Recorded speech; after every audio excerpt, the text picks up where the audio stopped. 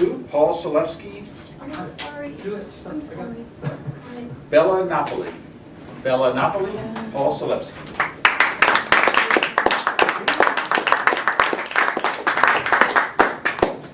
Here we go. I need props. Here we go. Bella Napoli. Benvenuti. Sono Paolo. That's about 33% of the Italian I still remember from one time from Italy. I was stationed in Italy, Naples, Bella Napoli, in 2006, well, 2005 to mid-2006. So I wish to tell you 2 stories I hope you'll find humorous of our time there. As I told you before, I got married in June of 2005. I was in Naples. I had to come back home to Atlanta, Georgia to get married with my wife there. But I already was starting my tour there in Naples without her. Oh, I tell you, it was a beautiful, beautiful city. Yes, there are some negatives. We'll cover some of those. But there's usually 2 people. Either you love it or you hate it. My wife, once she arrived, and myself, we really enjoyed our time there. It was short. I wish we could have seen more of it, but I really enjoyed it. So the first story I'd like to tell you about is lost in translation. I know some Italian. I tried to learn it. I want to learn the language. I know some French, and she knows some Spanish. Well, she's a Spanish teacher, so we tried to learn some Italian, and there's some similarities between French and Spanish, but there's some things that just didn't quite work out. So what I was doing in the first home in Villa di Terno, small little town, very small, I was very concerned about security because crime is big, stealing your cars, breaking in. So I was security. So I got this house like in the middle of nowhere, this farm field, and it has this huge gate. I thought it was secure, but my wife didn't really like it.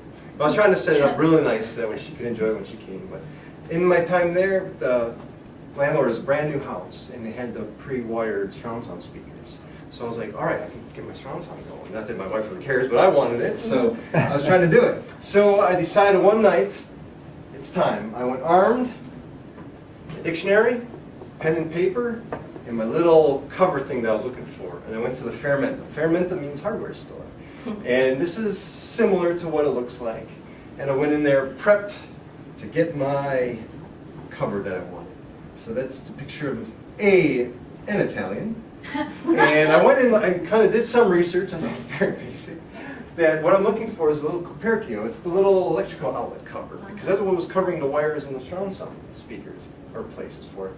But I didn't want to drill into the ones that my landlord had there. So I was like, let me buy some parts. It should be easy. Just go there, kind of show them what I wanted. So I went in there. So I know coperchio means cover, the thing, and I brought it in with me. And luce means lights. So I was like, well, if you didn't really understand it. So thus, the sparring begins. That is not the barkeep, but the salesperson behind the counter. That is me, the luce with the light, and the cover in my hand. And thus it begins. So I go to him, I'm asking, I don't even know what it means anymore, but I ask him, can I have this cover, what I'm trying to do with it? And he comes back, after about 5 minutes speech, he came back with something like this. And yes, I said light cover, and so he was looking for like the thing there on the, when you turn on the lights. So it was made there for the holes for the light switches. Yeah. Like, no, close. That's what I kind of want, but I want to drill holes into it. So I'm like trying to figure it out. What can we do? And yes, these are not angry, rebellious Italians. They represent a crowd. So the time went on. So I was like, how to do this? How to do this? So I'm trying to describe what I want to do. So I'm looking through my book, and I look up speaker. Speaker, I'm like, oratorio. So I'm like, oratorio, and so I'm starting to draw these things on paper, little speakers, and the crowd started talking to me and trying to help me out. And they were awesome because I was trying to speak Italian, so they're trying to help me out with the guy, like, what do we want? And we went back and got another cover. No, not quite. So I get a little bit better, and I was going coperchio and oratorio, and time goes on, and start drawing it out. I draw the cover and the speaker and how I wanted to drill into it. And I just go, musica. And so I was just trying to do anything to get there. And then, no, time went on, and like, no, I still didn't get it. So I was going, the stupid American, oratorio. Louder and slower, maybe they'll understand me now. So it keeps going, and the crowd, all of a sudden, I'm not kidding, about a half hour, 25 minutes, I just gave up. I'm like, I don't know.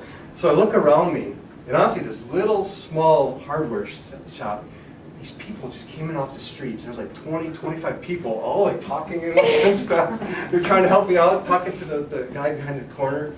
And all of a sudden, the light bulb went off, and I'm like, oratorio, you probably caught on to it. Oratorio. And I was like, oh, oratory. And thus became my revelation, oh, it's not the music speaker I was talking about, but they're probably thinking me as a real physical live speaker and stuff, oratorio, not the speaker. I still don't even know what a speaker stands for in there. But, or they were thinking Copercio cover, put a lid on top of the politician or something to shut them up or something. Oh, So yeah. I don't even know what they were doing, but I started laughing, and once they did, oh, the stupid American finally figured out what he's talking about, and everyone was in there laughing, and I don't know, it was like 25 minutes of futility. But the moral of the story is, I went back to my landlord, told him about it, and in the end I got the covers. So there's one story that we have. The other one is driving in Naples. You might think, ah yes, driving in Europe, wonderful, the Autobahn and the streets and stuff. So I will tell you a little about the story about there. Not quite like the first picture. This is more like driving in Naples. These little tiny itty bitty cars, boy they got them.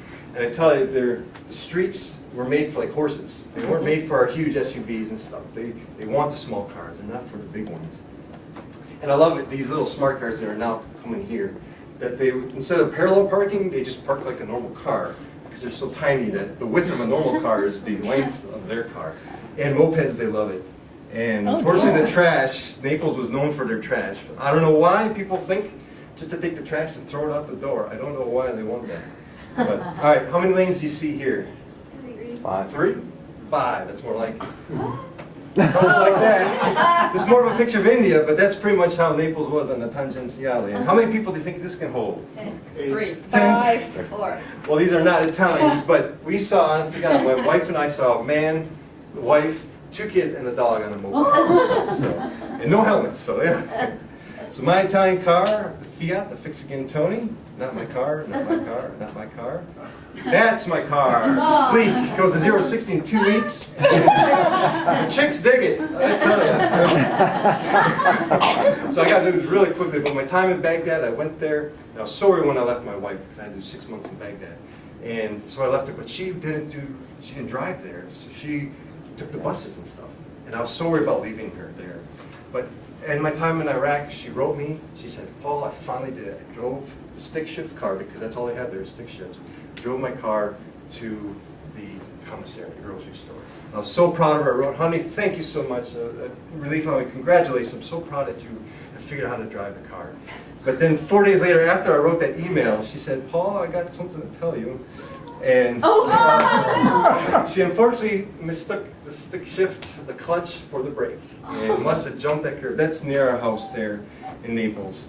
And I tell you, I never thought Mamma Mia was an actual word. I thought it was just in the movies they use for Italians. But the yard keeper there and the maintenance guy, they're going, Mamma Mia, when they described it. Because as you can see, they had to fix the pole, and she doesn't remember on that. So, but that's my time, and I'm unfortunately out of time. So those are my 2, hopefully, humorous anecdotes from.